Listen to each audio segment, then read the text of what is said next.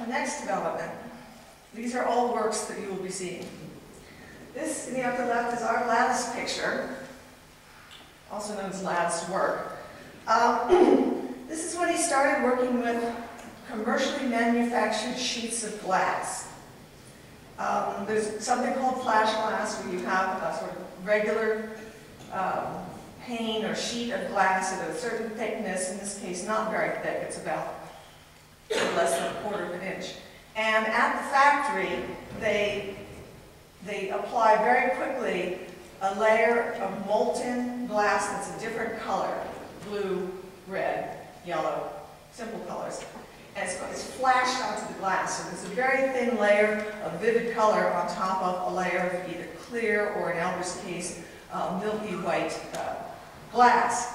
He got these sheets and then he started to work on them. He cut out little stencils in geometric patterns, put them on top of the colored areas, and gently sandblasted away. So he removed the color to expose the white. So this one, for example, was a red layer on top of white. That's what he created, and then he went back and added the black paint, actually kind of, not a pure paint, it was more like a glaze, and then he fired the whole thing, so there's no paint per se, it's baked. There's a word for it, but I can't remember what it is. This in our collection, this is again a square, it's only 11 inches by 11 inches. He gives us no reason for favoring the square at this time in his life, but it's clear he likes regularity as a means to create asymmetry within an essentially symmetrical form. This is kind of roughly done. You can see where he slipped. If we go closely in our conservation lab, you can see that he had to fix a few errors as he was doing the sandblasting. Within a couple of years, though, he'd gotten much better at making these stencils and doing the sandblastings, fixing the stencils in place and working with very thin glass. And that's what you see on the right, upper right. Those two there are on loan from the Albers Foundation to our exhibition from the mid-1920s.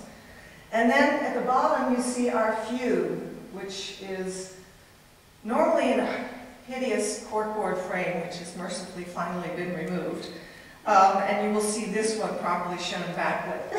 We have a new sculpture conservator, and she has been cleaning these. I don't think they've ever been cleaned, or at least not in any record we can find.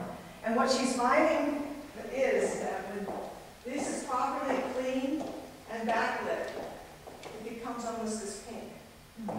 So it's not quite that pink. It remains a red, but it's clear that he played with the individual colors, whether it was the factory who had variances or whether he asked for them, we don't know. This one should be borne in mind, this composition. There's a series of them. There's one called The City. It's very similar work to suggest skyscrapers overlapping in a modern city. This was known as his thermometer style. He didn't choose that title, somebody else did. But the idea was that it looks like, the marks on a thermometer. In the 1960s, in the Pan Am building, he recreated a version of this and a similar one called The City to make it mural larger than the screen you have before you. So his idea that he really wanted these eventually to be mass-produced. That's why he went to the trouble of getting commercially manufactured flashed glass, making stencils that could be used by anyone, that could be used in a factory. And that was the idea. These were intended to be mass-produced. The ultimate goal for mass production was to provide art and design for ordinary people who cannot afford what is normally considered expensive fine arts. That was one of the utopian underpinnings of the Bauhaus School, and it remained a utopian underpinning of Joseph Albers throughout his 7-decade-long career. Here's a couple more. And he's working in series in each of these. Like our fugue is called Fugue B. There's another one that's slightly different called Fugue A. The A's and B's aren't so much part of the title as they are just identifiers as to which one came first, which one came second. You may have seen the skyscrapers here. It was on view in our ambulatory for quite a while. This one, it won't be backlit because it has a barrier behind it. I saw in New York at the Bauhaus show the glass version of skyscrapers, A, we happen to have the black gouache on white paper final study for.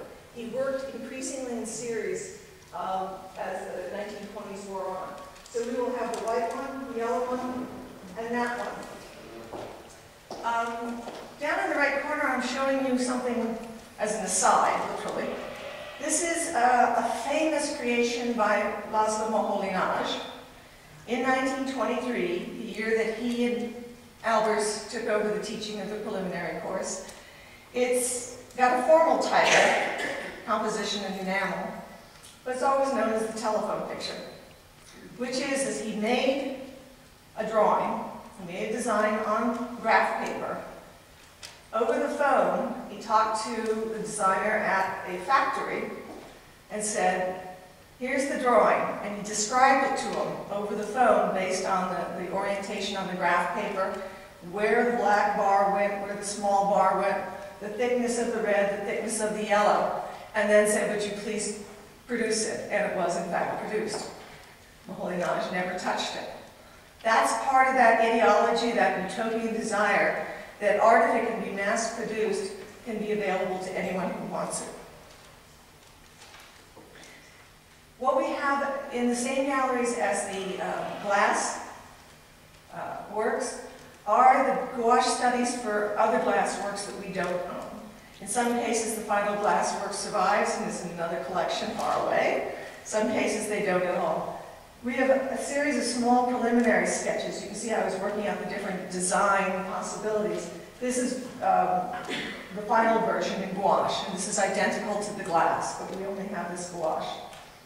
It's the same size as the final. And here's several others. Rolling After, I'm sorry for the quality of this. This doesn't have full GD.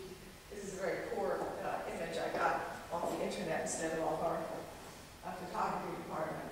And over there is the one called 6 and 3. Well, this is 3K trio because it's basically playing on the capital letter K 3 times. 6 and 3 is obviously a design thing. We're just playing on 6 and 3, positive and negative, upside down, sideways. Remember that the Bauhaus, in its first 4 to 5 years, emphasized traditional distinctions, so that Klee and Kandinsky were the painting masters. Albers was not, Moholy-Nagy was not, and increasingly that orientation away from traditional easel painting towards design, towards manufacture, became stronger and stronger, especially around in the last 4 years, from about 1929 on, when they changed directors again. Here's 2 more. Study for piano keys and for rolling after. I would encourage you, despite the fact that these works on paper have to be covered by glass, to look very closely, because he was very careful in these two to create textures. So, for example, it's so hard to tell in these slides, but I'll try. The background is black, not a deep, deep black, a kind of gray black. These circles on an angle that are rolling by, the blacks on those two are very thick, rough in the sense that they have a kind of cloth-like texture. They're very velvety. This is his playing more with the idea of textures, because in his classes at this point in the late 1920s, he was teaching his students all about the uses of the different textures and capabilities of various materials. He was not primarily a painting teacher.